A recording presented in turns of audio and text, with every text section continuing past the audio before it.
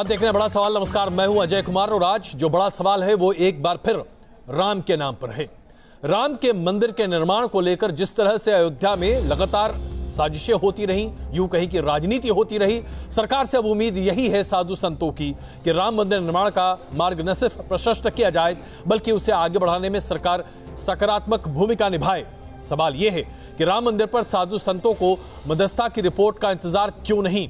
आखिरकार साधु संत क्यों बहुत तेजी से आगे बढ़ना चाहते हैं? प्रधानमंत्री नरेंद्र मोदी की वापसी के साथ ही राम मंदिर के निर्माण के लिए इतना जोर क्यों लगाया जा रहा है?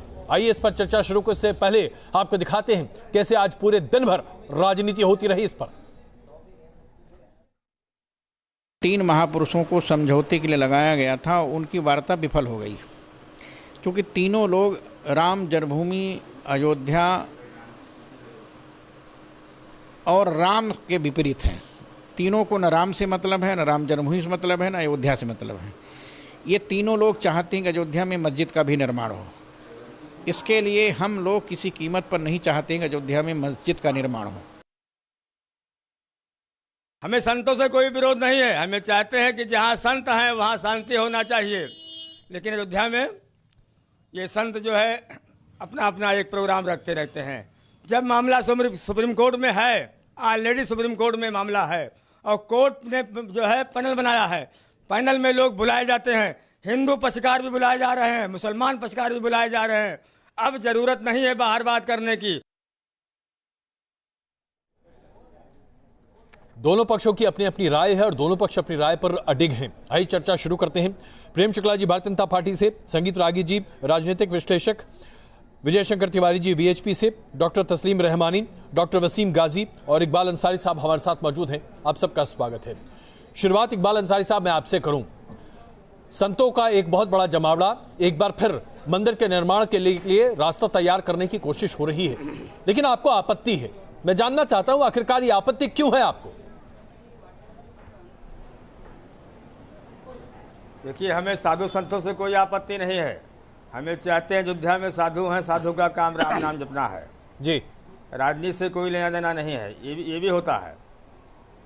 यहाँ जब मसला जो है बाबरी मस्जिद का, राम जन्मभूमि का, ये मसला सुप्रीम कोर्ट में है। कोर्ट ने पैनल बनाया है।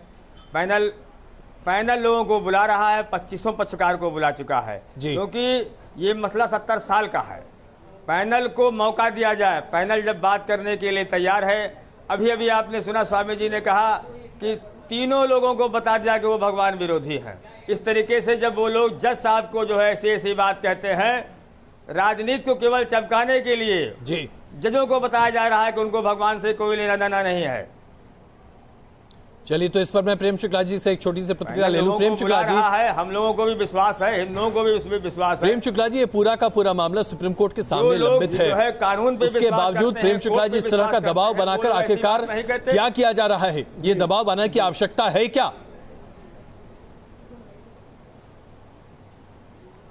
देखिए, ये लोग दबाव मुझे लगता है बना रहे हैं। प्रक्रिया चल रही है की सरकार है, योगी सुप्रीम कोर्ट के संदर्भ में मध्यस्थों का पैनल नियुक्त किया है। मध्यस्थों के पैनल ने समय भी मांगा और मुझे लगता है मध्यस्थों के पैनल की रिपोर्ट आने के बाद सर्वोच्च न्यायालय इस संदर्भ में जो समुचित निर्णय है वो लेगा। वहां पर सर्वोच्च न्यायालय के निर्णय के बाद संविधान के मार्ग को प्रशस्त करते हुए भव्य दिव्य राम मंदिर का निर्माण होना चाहिए। ये हमारा संकल्प है। अब इसके अतिरिक्त जो है किसी प्रकार की भूमिका का न विरोध करते हैं न समर्थन करते हैं। लेकिन प्रेम शुक्ला जी, इस बात का तो जवाब आपको देना पड़ेगा ना, जब सुब्रमण्यम स्वामी आज सुबह ये लिखते हैं कि वो तमाम जमीन जो भारत सरकार ने एक्वायर की हुई है, उस जमीन को मंदिर निर्माण के लिए सामने रखने में सरकार के पास कोई कानूनी वैधता नहीं है। सरकार उसे तुरंत सामने रख सकती है, दे सकती है उस न्यास को जो मंदिर निर्माण का काम आगे बढ़ाना चाहता है। ऐसे में सुब्रमण्यम स्वामी ये बात कहकर स्पष्ट तौर से कह रहे हैं कि सरकार कोताही बरत रही है। आप इसके साथ हैं या गलत है?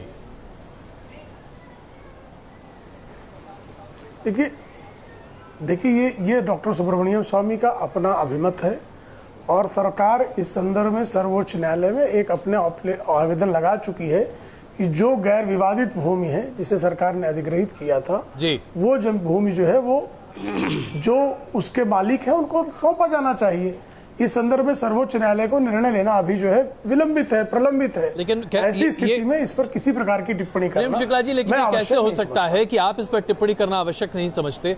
आपके पार्टी के ही सांसद इस मुद्दे को खुलेआम सबके सामने रखते हैं और एक नई बहस की शुरुआत करते हैं।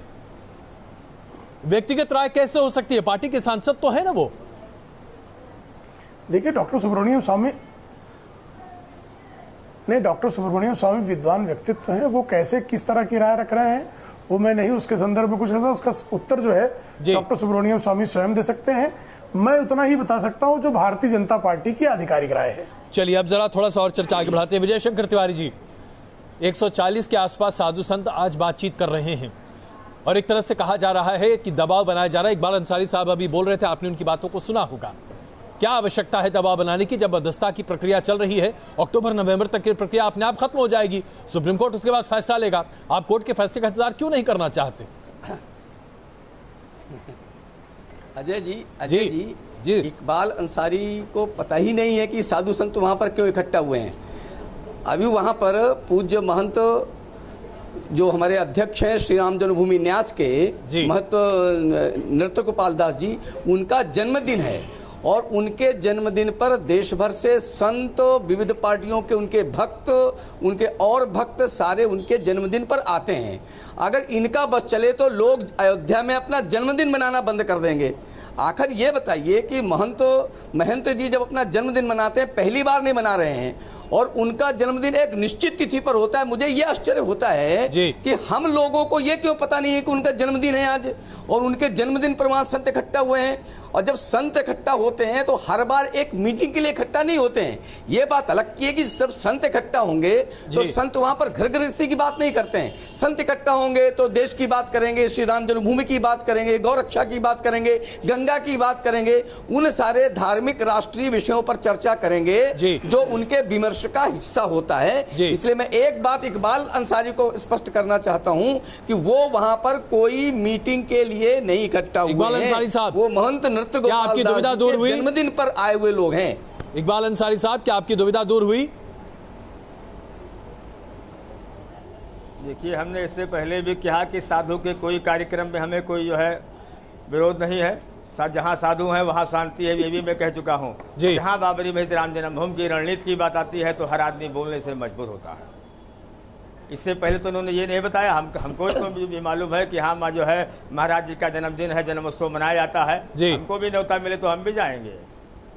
चलिए, तो गाजी साहब, आपको क्या लगता है विरोध नहीं क्या हो रहा है? अयोध्या में रहते हैं, क्या ये दरअसल एक बहाने के तहत सिर्फ संतों का दबाव बनाने की कोशिश की जा रही है? गाजी साहब देखिए, इकबाल अंसारी साहब, 23 मई के बाद हिंदुस्तान में जो वर्डिक्ट आया है, सबसे पहले तो मैं आपसे ये दरख्वास्त करूँगा कि आप अपना बोरिया बिस्तर लेके 5-6 साल के लिए खामोश बैठ जाइए।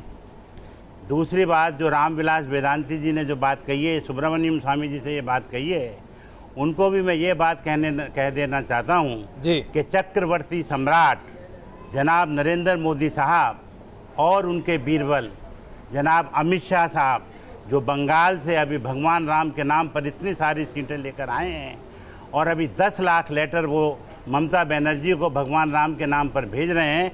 आप सब लोग मोदी जी के ऊपर छोड़ दीजिए या आप तारीफ कर रहे हैं? नहीं, मोदी जी को मैं समझ नहीं रहा हूं। देखिए, आप कटाक्ष कर रहे हैं या आप तारीफ कर रहे हैं?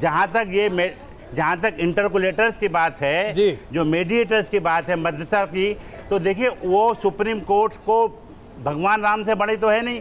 मैं सुप्रीम कोर्ट के इस फैसले को बिल्कुल नहीं मानता हूं, क्योंकि जो इंटरकुलेटर्स हैं, जो मीडिएटर्स हैं, अगर उन्होंने ये कह दिया कि साहब वहां पर मस्जिद बननी चाहिए तो बिल्कुल नहीं बनेगी, तो आप बिल्कुल आश्वस्त हैं। इसलिए मैं ये कहता हूं कि हिंदुस्तान में अब ये मंदिर आपको मस्जिद ध्यान में आई? पहले आप मेरी बात सुनिए, बोलिए मेरे बीच में, मैं आप ही की बात कर रहा हूँ। 5 साल नहीं, आपको मस्जिद ध्यान में क्यों आई? नहीं, मैं तो मस्जिद की बात की आड़ में मुझे मालूम है की आड़ में मस्जिद की बात कर रहे हैं। मुझे मालूम हो सकता है, मुझे मालूम है। अब जो वही होगा इस मुल्क में जो आप चाहेंगे, जो प्रज्ञा ठाकुर चाहेंगी, जो नरेंद्र मोदी साहब चाहेंगे। मैं तो तमाम हिंदुस्तान के मुसलमानों को बोलना चाहता हूं कि वो अपना दावा छोड़ दें, एक रियाया की तरह, गुलामों की तरह इस मुल्क में रहें, वरना आपका हश्र वो होगा कि जो आपका गुजरात में अशर हुआ उससे भी बदतर अशर होगा आपका। आप खामोश रहिए और जो हुकूमत फैसला करती है आप देश की जनता को हटाना चाहते हैं, क्योंकि आप रिया हैं, आप किराएदार हैं, आप मकान मालिक नहीं हैं। आप देश में क्या चाहते हैं? आप देश में क्या चाहते हैं? हम गुलाम बन के रहना चाहते हैं। कौन सा परसेप्शन क्रिएट करना चाहते हैं? हम वो वैसे रहना चाहते हैं जैसे आप हमें रखेंगे। आप ये एजेंडा चला रहे हैं। नहीं, हम नहीं चला रहे। आप देश के प्रधानमंत्री को बदनाम कर रहे हैं। हम तो कह रहे हैं देश के शासन को बदनाम कर रहे हैं। आप अपने दिमाग से किसी शासन को कैसे बदला सकते हैं? समाज को भ्रमित कैसे कर सकते हैं? मोदी जी ने कहा है मैं अन्याय नहीं आप समाज को भ्रमित कर रहे हैं। आपने मोदी जी का भाषण नहीं सुना। सारी बात कर रहे हैं। आपने मोदी जी का भाषण नहीं सुना। उन्होंने कहा इस बार मैं सबका विकास नहीं विश्वास हासिल करूंगा। मैं देश की मोदी जी ने कहा विश्वास की बात की है। अपने मोदी जी ने कहा है कि इस बार मैं सबका साथ सबका विकास सबका विश्वास हासिल करूंगा। तो गाजी साहब जी को एक साल के पूछिए कि बात क्या कर रहे हैं? आप गाजी साहब जिन अल्फाजों का इस्तेमाल कर रहे हैं संगीत रागी जी, क्या वाकई में ऐसे अल्फाजों का इस्तेमाल आज उन लोगों को करना चाहिए जो आज अपने आप को तथाकथित तौर पर इस देश का किराएदार कहने लगे हैं? क्या वाकई में ये वास्तविकता आ गई है राम मंदिर के मुद्दे पर भी? संगीत रागी साहब, देखिए, पहली बात तो कि गाजी साहब को वो ऐसे स्वतंत्र हैं अपनी बात रखने के लिए, लेकिन इस प्रकार की बातें नहीं करनी चाहिए। समाज में इससे लोगों के मन में एक कटुता ही पैदा होती है। नरेंद्र मोदी जी ने बहुत साफ कहा है कि अल्पसंख्यकों को छला गया है पिछले 7 दशक के अंतर्गत। हमें सबका साथ भी लेना है, हमें सबका विकास भी करना है और हमको सबके भरोसा भी जीतना है। तो इन भरोसा जीतने में वो अल्पसंख्यक भी हैं, मुस्लिम समाज के व्यक्ति भी हैं। लेकिन गाजी साहब तो ये कह रहे हैं कि हर हाल में रहने को तैयार हैं। देखिए ये मैं मानता हूं कि ये बहुत बड़ा कटाक्ष है और कटाक्षी नहीं है। ये एक प्रकार की ऐसी संवेदनाओं का ज्वार ये खड़ा करना चाहते हैं जिससे मुस्लिम समाज में एक प्रकार का भय व्याप्त हो। क्या ऐसा हो सकता है रमानी साहब? क्या इस्लामिक समाज, क्या मुस्लिम समाज आज डर सकता है? गाजी साहब जो संकेत दे रहे हैं, क्या वाकई में वही है? मुझे कहने दीजिए। देखिए, इस देश में कोई मुस्लिम समाज डरा हुआ नहीं है, कोई भी डरता नहीं है। कुछ लोग हैं जो बेशक डरते हैं और मुझे लगता है कि उनको डरना भी चाहिए।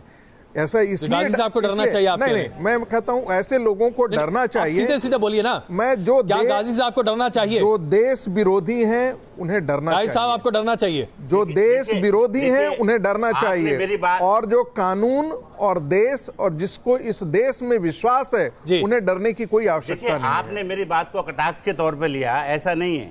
देखिए, ऐसा है कि इस वक्त अमेरिका में जो दुनिया का सबसे बड़ा चर्च है वहां पर जुमे की नमाज होती है, और अभी दुबई में जो सबसे बड़ा गुरुद्वारा दुबई का है वहां पर 5 वक्त की नमाज हो रही है। वहां पर आप देख लीजिए, सिख हजरात इफ्तार भी करा रहे हैं और वहां पर बाद सिख लोग नमाज भी पढ़ रहे हैं।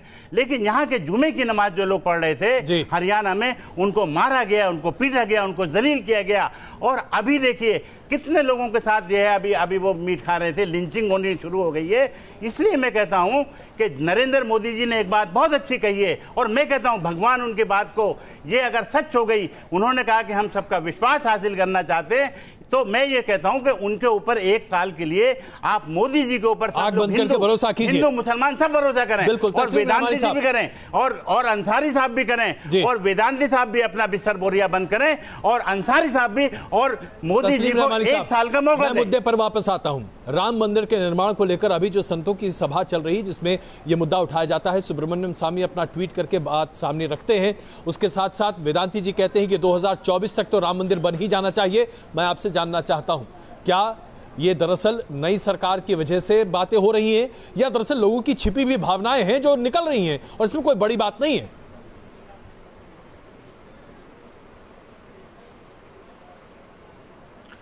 देखिए, भारतीय जनता पार्टी ने अवाम से वादे किए हैं जी, और कुछ वादे ऐसे हैं जो किसी हुकूमत के जो दायरा इख्तियार होता है, उसका दायरा कार होता है, उसमें एक प्रोसेस से गुजर के पूरे किए जा सकते हैं, अचानक पूरे नहीं किए जा सकते जी। लेकिन हुकूमत ने वो वादे भी कर लिए कि हम वो सब पूरे कर देंगे।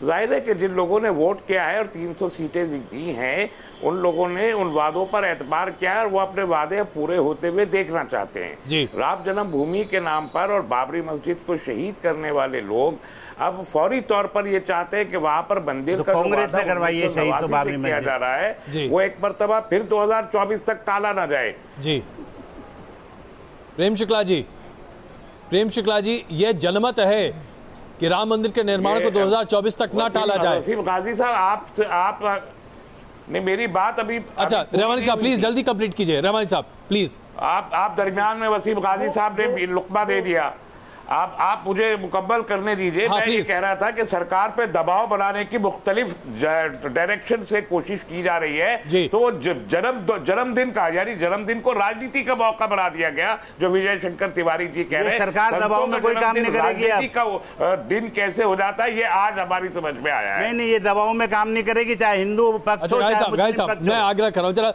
विजय जी इसका जवाब दे रहे हैं हमारे साथ प्रेम शुक्ला जी, इसका जवाब दें। प्रेम शुक्ला जी प्लीज, जिन लोगों ने वोट दिया है वो आज उम्मीद से लवरेज हैं, 2024 तक इंतजार नहीं करना चाहते। प्रेम शुक्ला जी, अब जिन लोगों ने वोट दिया नहीं, जिन लोगों ने वोट दिया उनकी जनभावना जो है, जो वोट नहीं देना चाहते, तस्लीम रहमानी जी को ज्यादा ज्ञात है क्या?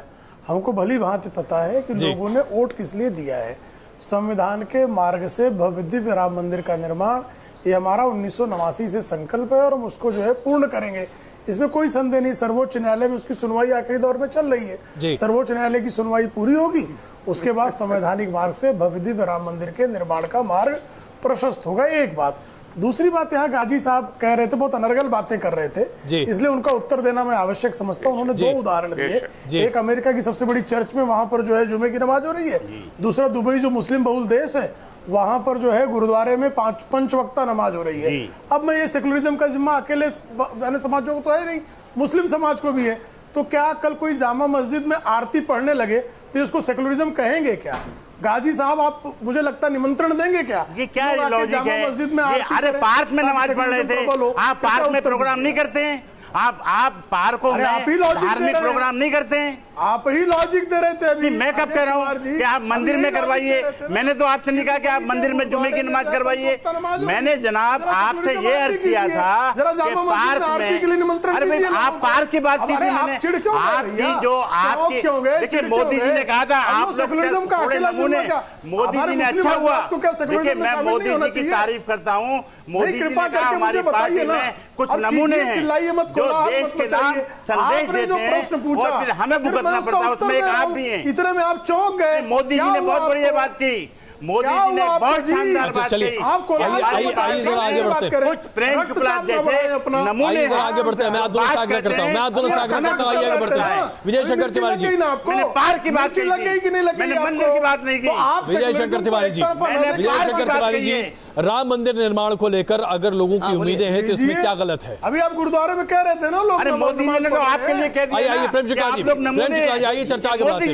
विजय शंकर तिवारी जी, राम मंदिर निर्माण को लेकर लोगों की जो उम्मीदें हैं अगर उसे उसकी अभिव्यक्ति होती है तो उसमें क्या गलत है? ये तो होना चाहिए, लोगों की उम्मीदें तो हो ही सकती हैं। मैंने बिल्कुल यही कहा अजय जी, मैंने बिल्कुल यही कहा कि महंत नृत्य गोपाल दास जी के जन्मदिन पर लोग वहाँ पर आए हैं, संत आए हैं, भक्त आए हैं और उनके अनुयायी आए हैं, तो स्वाभाविक है जब संत वहाँ होंगे, भक्त होंगे, तो वो क्या चर्चा करेंगे? वो श्री राम जन्मभूमि की चर्चा करेंगे, गौ रक्षा की चर्चा करेंगे, गंगा की चर्चा करेंगे। विजय जी आपकी बात पर इकबाल अंसारी भरोसा नहीं कर रहे हैं, की चर्चा करेंगे। मैं समझ चाहता हूँ, मैं आपको बीच में रोक रहा हूँ। आपकी बात पर ना तो इकबाल अंसारी भरोसा कर रहे हैं और ना ही रहमानी साहब कह रहे हैं। अजय जी प्लीज जवाब दीजिए।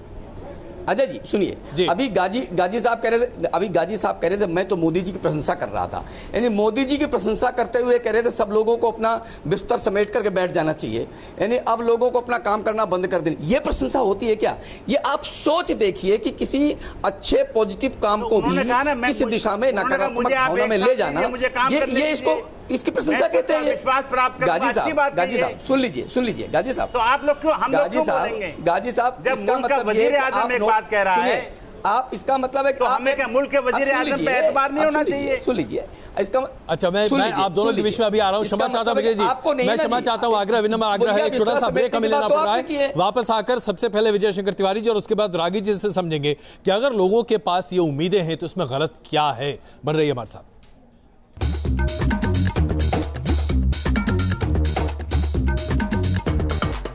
आप देख रहे हैं बड़ा सवाल, और एक बार फिर आज का बड़ा सवाल, राम मंदिर पर साधु संतों को मध्यस्थता की रिपोर्ट का इंतजार क्यों नहीं है? क्या प्रधानमंत्री नरेंद्र मोदी की वापसी से मंदिर के लिए संतों का दबाव बढ़ रहा है? आइए इस पर चर्चा शुरू करते हैं। प्रेम शुक्ला जी, संगीत रागी जी, विजय शंकर तिवारी जी, डॉक्टर तस्लीम रहमानी साहब, डॉक्टर वसीम गाजी और इकबाल अंसारी साहब हमारे साथ मौजूद हैं। शुरुआत विजय जी आपसे करूं। अगर साधु संत एकत्रित हो रहे हैं तो क्या प्रधानमंत्री नरेंद्र मोदी की दूसरी सरकार ने उन्हें इतना प्रोत्साहित और उत्साहित किया है कि राम मंदिर के लिए फिर से कोशिशें जारी हैं? और अगर ऐसा है तो क्या आप इसे किसी भी तरीके से गलत मानते हैं? विजय जी। अजय जी देखो, ये ठीक है कि मौजूदा सरकार राम भक्त सरकार है और उनकी कमिटमेंट का आधार भी है, उनके घोषणा पत्र में भी है, उनका संकल्प भी है। तो निश्चित तौर पर जिसका संकल्प है, जिनका कमिटमेंट है, जो राम भक्त सरकार है, तो संतों की उनसे अपेक्षा तो होती है। लेकिन सबसे बड़ी बात यह है कि राम भक्त नहीं होती है, सरकार सेकुलर है। गाजी साहब, सरकार में राम भक्त है, मैं आपको करेक्ट कर रहा हूँ।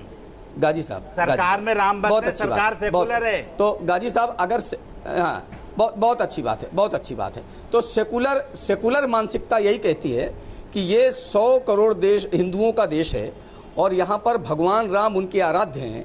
संविधान के प्रथम पृष्ठ में चित्रांकन जो था वो भगवान राम का ही था। अभी तक राज्य के आधार पर राम राज्य की बड़ी परिकल्पना की गई, वो भगवान राम के आधार पर की गई है।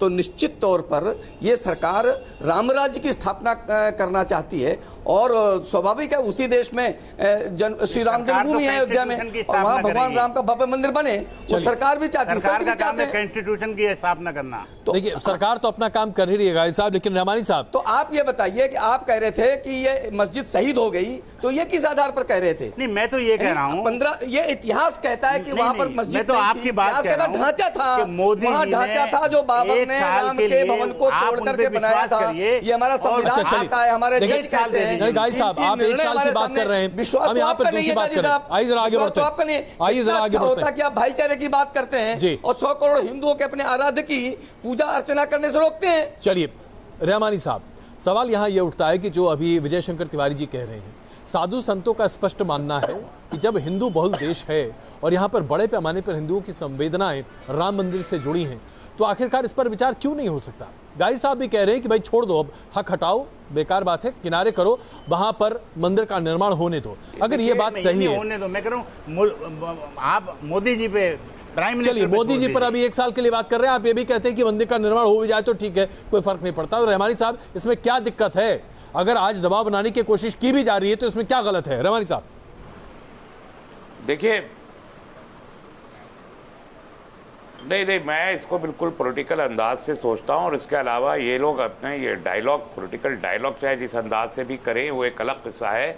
मेरा सवाल ये है कि ये जो चिंता है, ये जो आराध्य राम के भव्य मंदिर के निर्माण की चिंता है, इसके साथ अप एंड डाउन क्यों हो रहे हैं? चिंता के साथ ये 25 नवंबर तक चिंता इतनी पीक पे होती है कि सारा भारत के 100 करोड़ हिंदू एक साथ इकट्ठा हो जाता है, और 25 नवंबर के बाद 26 नवंबर से जो चिंता जो गायब होती है, तो वो चिंता सरकार के गायब होने के दूसरे दिन फिर खड़ी हो जाती है। ये ऊपर आ जाती चिंता, ये नीचे जाती चिंता, ये राजनीति है या ये आस्था है?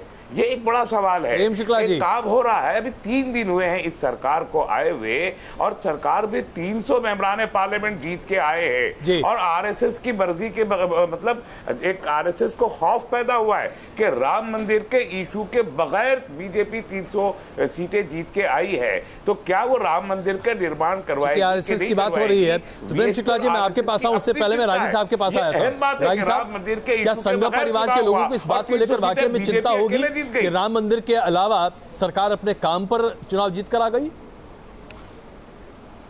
देखिए, मैं इस विश्लेषण में नहीं जाऊंगा। काम पर नहीं, मैंने ये नहीं कहा है जी, सुन लीजिए।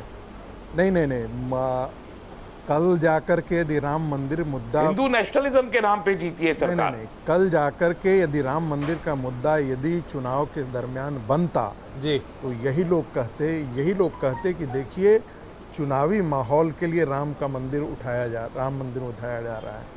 अब जब संतों ने इस चीज को ध्यान में रख करके राम मंदिर मुद्दा को लाने ही नहीं दिया, उठाया भी नहीं, यह भी नहीं कहा कि आप उसे चुनावी मुद्दा बनाएं, तब अब कहा जा रहा है कि देखिए अब तो ये जीत करके आ गए हैं और बिना राम के मान लिया। लेकिन एक भी जानिए कि कोई चुनाव जीत कर आप 3 स्टेट हार गए थे राम मंदिर के नाम पे, 3 स्टेट पे इलेक्शन लड़ा और वो इलेक्शन रागी जी आप बीजेपी हार गई। राजस्थान, कर्नाटक, राजस्थान, मध्य प्रदेश और छत्तीसगढ़ का इलेक्शन राम मंदिर के इशू पर हुआ और बीजेपी इलेक्शन हारी तीनों स्टेट पे। ये इवेलुएट किया आपने? इसमें कोई, अरे भाई आपने लगातार बोलेंगे, कार नहीं किया है। तस्लीम रहमानी जी जरा सुन लीजिए, तस्लीम रहमानी जी जरा चुनावी विश्लेषण मैं भी जानता हूं, इसलिए आप हमें यह मत बताइए। हम जानते हैं अच्छी तरह से कि भारतीय जनता पार्टी तीनों राज्यों में क्यों हारी है और उसका उन्होंने रेक्टिफिकेशन किया, और आपको पता है कि फरवरी के बाद से सारे नैरेटिव बदल गए और भारतीय जनता पार्टी आज इस अपने 303 के आंकड़े तक पहुंच गई। नहीं, सुनिए प्लीज, डिस्टर्ब मत कीजिए।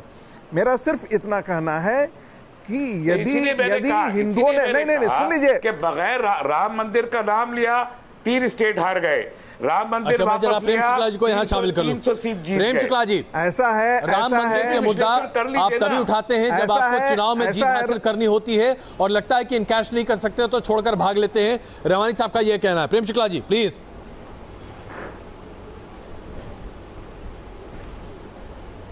तस्लीम रहमानी जी राजनीतिक विश्लेषण करने बैठते हैं जिसने को एक सीट जीतने का शौर नहीं है।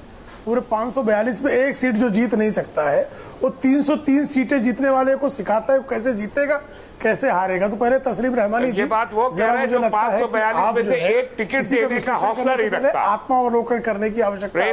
प्रेम शुक्ला जी, सुन लीजिए ना, पूरे एनडीए को 355 आप कहते हैं, आप एक शिष्टाचार से बात करें, अच्छा लगेगा। एक मुसलमान आप जिता के ला नहीं सकते। अजय कुमार जी, आपने इनसे एंकरिंग शुरू करा दी है, नहीं है आपकी पार्टी के अंदर। अजय कुमार जी, आप एंकरिंग अपना काम कर ही रहा हूं। अच्छा रहमानी साहब कर रहे हैं, रहमानी साहब ये संगीत रागी के बीच में बोलने नहीं दिए। अरे हम लोग बहुत शांति से सुन रहे थे, क्यों चीख चिल्ला रहे हैं जी? अच्छा रहमानी साहब, कोलाहल क्यों मचा रहे हैं भाई? रहमानी साहब जरा सुनिए प्रेम शुक्ला जी की बात। कोलाहल क्यों मचा रहे हैं? एक एमपी जिता नहीं सकते हो जी, और 303 जीतने वाले को शऊर सिखा रहे हो।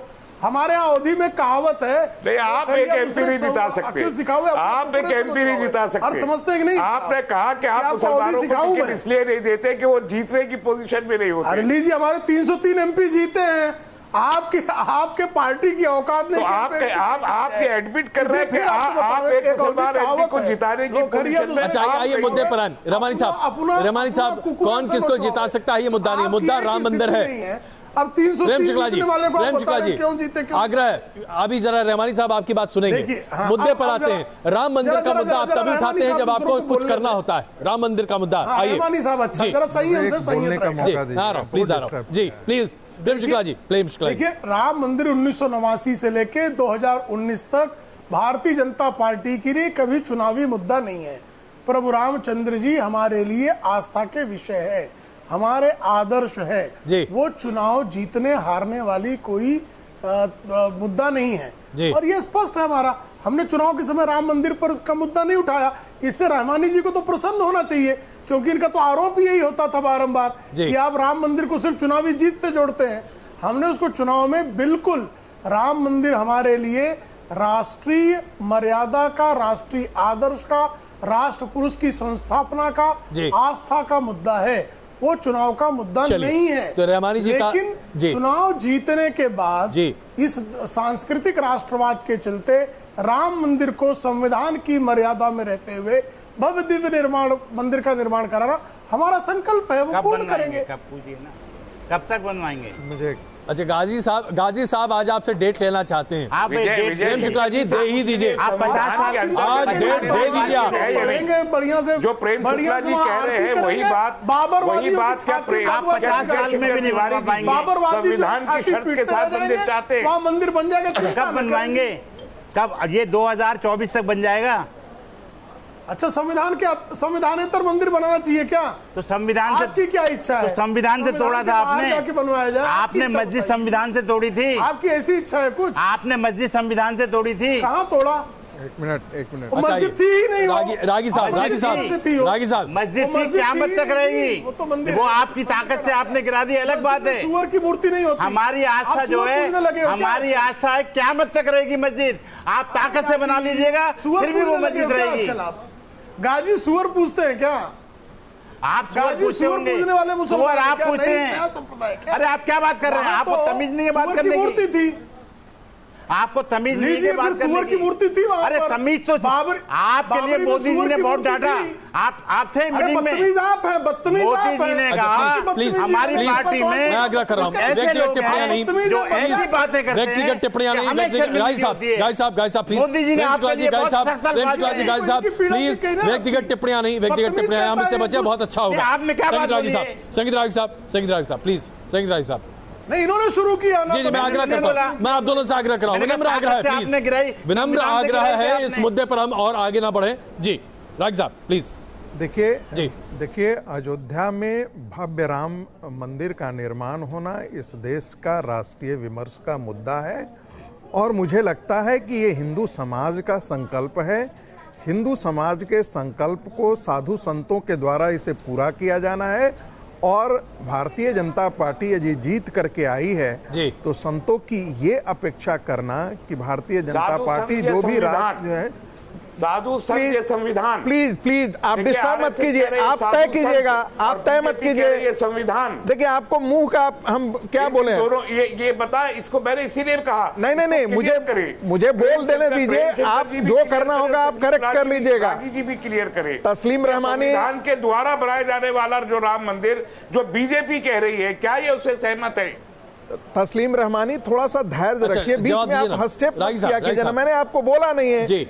अच्छा रागी साहब, मेरा सिर्फ इतना कहना है कि सिर्फ अयोध्या में ही राम मंदिर नहीं, मैं तो कहता हूं काशी विश्वनाथ का जो मस्जिद, टेंपल के बगल में जो मस्जिद है और मथुरा की जो मस्जिद है, वह भी भारतीय राष्ट्र के राष्ट्र पुरुषों को तोड़, उनके मंदिर को, हिंदुओं के आराध्य देवताओं को तोड़ करके मस्जिद जानबूझ करके हिंदुओं को चिढ़ाने के लिए किया है। सिर्फ अयोध्या से काम नहीं चलेगा। सुन लीजिए मेरी बात सुन लीजिए। वाराणसी और मथुरा भी। मेरी सुन लीजिए, मेरी बात सुन लीजिए। कल जाकर मुझे ऐसा लगता है कि हिंदू मुस्लिम जब एकता की बात की जाती है तो ये बात एक तरफा नहीं हो सकती। हिंदुओं का 1000 का आहत मन, इनको ये कहते हैं कि हमें गोधरा हम कैसे भूल जाएं, तो हिंदुओं 1000 वर्ष का आहत हिंदू मन अपने टूटे हुए मंदिरों को, जिसके ध्वंसावशेषों को देख करके, वो सारे जो बर्बर मुस्लिम आतंकवादियों ने, आक्रमणकारियों ने यहाँ के मंदिरों को तोड़ा, लाखों लोगों को जबरदस्ती उनका धर्म परिवर्तन कराया, वो हिंदू समाज कैसे भूल जाए? इकबाल अंसारी साहब, वो कैसे भूल जाए? हिंदू समाज काफी नहीं है, वाराणसी और मथुरा भी चाहिए। ये विश्वास जीतने का मंत्र दे रहे रागी जी। अरे तो विश्वास देखिए, ये मेरा व्यक्तिगत राय हो सकता है तस्लीम रहमानी, जैसे आप पाकिस्तान परस्त PFI के सदस्य हो जाते हैं और फिर भी आप इस देश में रहते हैं, हम कर रहे हैं, फिर भी आप इस देश में रहते हैं, तो मुझे भी अपनी बात कहने का, व्यक्तिगत अपनी बात कहने का अधिकार तो है ही ना। अयोध्या में राम मंदिर का निर्माण होना ही चाहिए, उसके साथ साथ आगे भी बढ़ना पड़ेगा। अयोध्या से काम नहीं चलेगा, वाराणसी भी चाहिए, मथुरा भी चाहिए। मैं तो कहता हूं ये मुसलमानों को छोड़ देना। अंसारी साहब को जवाब, अंसारी साहब जवाब दे रहे हैं। की भावनाओं का एक मिनट, रागी साहब एक अस्थायी हिंदू मुस्लिम संबंध, इकबाल अंसारी साहब जवाब नहीं दे रहा आप। लेकिन एक तरफा नहीं हो सकता कि मुसलमानों का विश्वास जीतते जाएं। अरे गांधी जीतते मुझे लगता है उन तक आवाज नहीं पहुंच पा रही। मुसलमान आप तो अभी अयोध्या की बात कर रहे हैं, रागी साहब तो अब वाराणसी और मथुरा भी मांग रहे हैं, देने के लिए तैयार हैं? देखिए, ये सीधा क्रिटिसिज्म है, ये सीधा क्रिटिसिज्म नहीं है, ये सीधा क्रिटिसिज्म नहीं है। आपके नेहरू जी ने मुस्लिम लीग के बारे में यही कहा था, तस्लीम रहमानी, आरएसएस ये कह रहा है, आपके चैनल पे बैठ के आरएसएस ये कह रहा है बढ़ते जा रही है। विश्वास कब तक जीतते रहेंगे? सुन लीजिए मेरी बात, मैं कोई आरएसएस का प्रवक्ता नहीं हूं, मैं कोई आरएसएस का प्रवक्ता नहीं हूं, ध्यान रखिए। तस्लीम रहमानी, मैं कोई आरएसएस का प्रवक्ता नहीं हूं। आप पीएफआई के प्रवक्ता हो सकते हैं। तैयार हैं आप? तैयार हैं आप वाराणसी और मथुरा देने के लिए? अयोध्या तो देना ही देना है। संत के द्वारा मंदिर चाहते हैं, संविधान के द्वारा मंदिर नहीं चाहते। जो गाय साहब आप भी आए चर्चा में। देखिए ऐसा है जी, जब आपके पुरखों ने मस्जिद तोड़ा था, मंदिर वहां तोड़ करके बनाया था, तो संविधान का पालन किया था क्या? जिनके आधार पर आप अपने आप को गौरवान्वित महसूस करते हैं कि हम बाबर आपके पुरखे हैं, अलाउद्दीन खिलजी आपके पुरखे हैं, मोहम्मद बिन कासिम आपके पुरखे हैं। अरे आप उनके इतिहास को भूलने के लिए नहीं तैयार हैं, तो हम एक हिंदू कैसे भूलने के लिए तैयार होगा? आप कहते हैं कि सारे देश हिंदू अस्मिता ये है कि सारे मंदिर वापस चाहिए।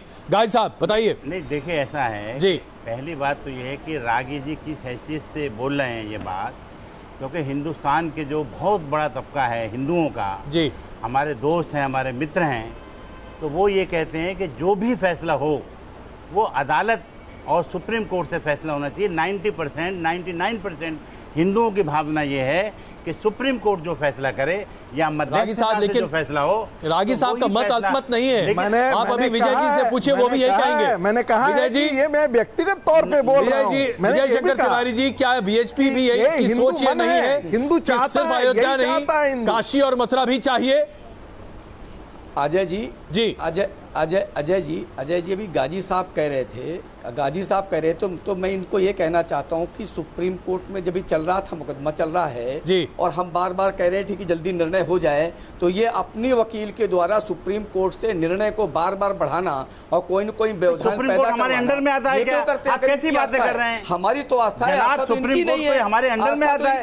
सुप्रीम कोर्ट हमारे कहने से मान लेगा? हम तो सुप्रीम कोर्ट पे इल्जाम लगा रहे हैं कि सुप्रीम कोर्ट भी हमसे मिला हुआ है, निर्णय करे, कोर्ट हमारी बात मानता है। सुप्रीम कोर्ट निर्णय न करने पावे, इसलिए अपने वकील के जनाब सुप्रीम कोर्ट कोई न कोई बहाना लेकर के उसका बार बार डेट वजीर आजम, ये तो आप प्रेसिडेंट ऑफ इंडिया से भी ऊपर है। सुप्रीम कोर्ट हमारी बात क्यों मानेगा? चलिए आपका वकील कर रहा है। मेरे पास 1 मिनट आखिरी बचा है। प्रेम शुक्ला जी, प्रेम शुक्ला जी वकील की बात कर रहे हैं। हमारी इस बहस में काशी और मथुरा का जिक्र भी आया है।